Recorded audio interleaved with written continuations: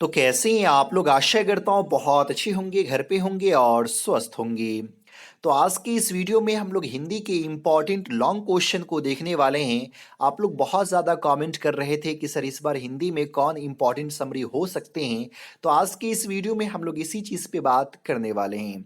तो चलिए वीडियो को शुरू करते हैं, लेकिन वीडियो शुरू करने से पहले आपसे एक छोटा सा रिक्वेस्ट है कि अगर आप हमारे चैनल पे पहली बार विजिट कर रहे हैं तो प्लीज़ चैनल को सब्सक्राइब कर लीजिए। वीडियो अच्छा लगता हो तो लाइक करना मत भूलिए और इस वीडियो को अपने दोस्तों को ज़रूर शेयर कीजिए।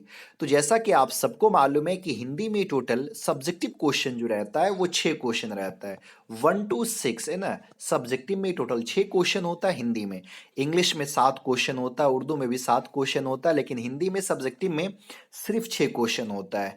तो ये जो 6 क्वेश्चन है इसमें से क्वेश्चन नंबर 5 जो रहेगा, क्वेश्चन नंबर 5 में टोटल 6 ऑप्शन दिए हुए होते हैं ना। क्वेश्चन नंबर 5 में टोटल 6 ऑप्शन रहता है और उस 6 ऑप्शन में से आप लोगों को 3 क्वेश्चन का आंसर लिखना है और एक क्वेश्चन जो है सो 5 नंबर का होगा, यानी कि टोटल ये 15 मार्क्स का होगा।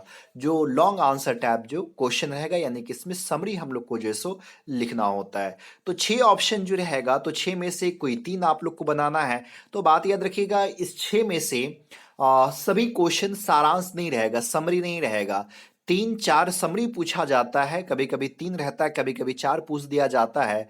बाकी एक जो है वो पूछ दिया जाता है कि उपन्यास में या कहानी में क्या अंतर है, या फिर एक्स्ट्रा कुछ और क्वेश्चन जो सो डाल देता है, या फिर परिचय जो है सो पूछ देता है।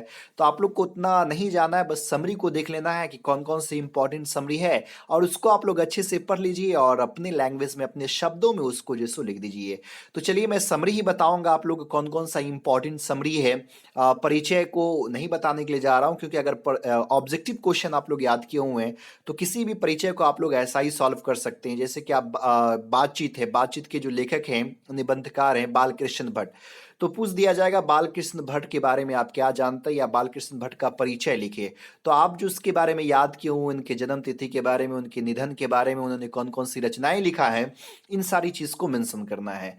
तो चलिए हम इसमें 6 या 7 इंपॉर्टेंट समरी को बताएंगे। इसको आप लोग अच्छे से पढ़ लीजिएगा और अगर इसका नोट्स लेना है तो डिस्क्रिप्शन में मैं लिंक दे दूंगा, वहां से आप इसे प्राप्त कर सकते हैं। तो सबसे पहला इंपॉर्टेंट समरी जो बनता है वो है गांव का घर, है ना। गांव का घर, और ये जो चैप्टर लिखा गया हुआ है ज्ञानेंद्र पति के द्वारा, बहुत इंपॉर्टेंट ये चैप्टर बनता है। तो इस चैप्टर को आप लोग अच्छे से पढ़ करके जाइएगा।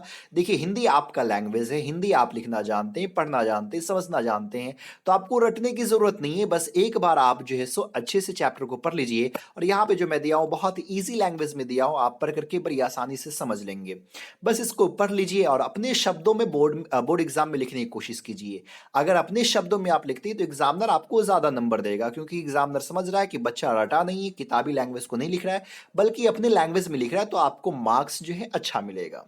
तो सबसे पहला गांव का घर है और उसके बाद जो दूसरा इंपॉर्टेंट समरी बनता है वो हार जीत है कि नहीं। अशोक बाजपेयी लिखे हैं हार जीत जो है, बहुत इंपॉर्टेंट ये चैप्टर बनता है, इसलिए मैं यहाँ पे इंपॉर्टेंट गेस में दिया हूँ।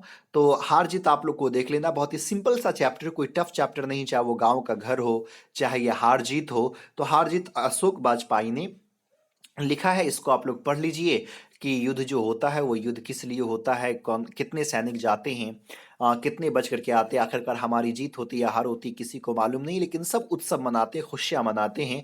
तो ये युद्ध पे जो है दिया गया हुआ है। तो इस चैप्टर को आप लोग थोड़ा सा अच्छे से पढ़ लीजिए, समझ लीजिए। उसके बाद अगला जो चैप्टर है प्यारे नन्हे बेटे को, है ना। प्यारे नन्हे बेटे को ये जो चैप्टर है विनोद कुमार शुक्ल ने लिखा है और इसमें एक ये विनोद कुमार शुक्ल जो है वो अपने पुत्री को बताते, अपनी बेटी को बताते कि बेटी बताओ हमारे आसपास कहाँ कहाँ पे लोहा नजर आ रहा है। तो बेटी जल्दी जल्दी बताती है कि जो खंबे, ये करकल है, सिगरी है, दरवाजे की सांकल है, एक कि नहीं ये साथ में हौसला है, खुरपी है। तो यहाँ पे विनोद कुमार शुक्ल जो है सो अपनी बेटी को ये कहते कि जहां जहां पे लोहा मौजूद है वो जो है सो कर्म का प्रतीक होता है और लोहा का कोई शोषण नहीं कर सकता है। तो अपनी बेटी को समझाते कि बेटी तुम भी अपनी जिंदगी में लोहा बनने की कोशिश करो, ताकि तुम्हारा कोई शोषण ना कर सके, तुमको कोई दबा ना सके। तो आप लोग इस चैप्टर को थोड़ा देख लीजिएगा, प्यारे नन्हे बेटे को, जो लिखा है विनोद कुमार शुक्ल ने। जन जन का चेहरा एक है, इस चैप्टर को आप लोगों को पढ़ लेना है। जन जन का चेहरा एक है गजानन मानव मुक्ति बोध, जन जन का चेहरा एक है। चाहे दुनिया में कोई भी देश हो, चाहे इंडिया हो, पाकिस्तान हो, अमेरिका हो, फ्रांस हो, सभी जगह के लोग जो है उनकी जो है सो एक ही परेशानी, एक ही समस्या, सब एक ही तरह की समस्या से जूझ रहे हैं और सब वही समस्या से परेशान हैं। शांति चाहते हैं, भाईचारा चाहते हैं, लेकिन ये सारी चीज़ें नहीं मिल रही और इस चीज़ के लिए हर देश की जनता जो है सो संघर्ष कर रही है। इसलिए यहाँ पे गजानन मानव मुक्ति बोध कहते हैं कि जन जन का चेहरा एक है, यानी कि विश्व के किसी भी कोने में कोई भी लोग हो, सब एक ही तरह की समस्या से परेशान हैं। भले ही वो बॉर्डर की लकीरें जो है वो उसको अलग कर दिया हो, एक अलग देश में भेज दिया हो, लेकिन उसकी समस्याएं जो है सो एक ही है। अगला चैप्टर जो है वो है बातचीत। बातचीत आप लोग जानते ही होंगे, ज़्यादा कुछ बताने की जरूरत नहीं है। बालकृष्ण भट्ट ने इस चैप्टर में क्या कहा है।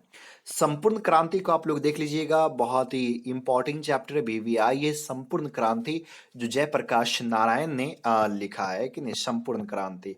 और एक लेख और एक पत्र जो भगत सिंह के द्वारा लिखा गया हुआ है कि किस तरह से एक लेख और एक पत्र में जो है ये भगत सिंह बताते हैं कि आज के दौर में छात्रों को पॉलिटिक्स में जो है सो भाग लेनी चाहिए। छात्रों को पॉलिटिक्स में भाग लेनी चाहिए क्योंकि छात्र जो है देश दुनिया की हर खबर से परिचित होते हैं। उनको मालूम है कि देश दुनिया में कौन सी घटनाएं घट रही है और वो अभी युवा है, देश का बागडोर उसी के हाथ में होता है। और अगर वो पॉलिटिक्स में भाग लेता है तो देश की उन्नति हो सकती है, देश अच्छे रास्ते पे जा सकता है।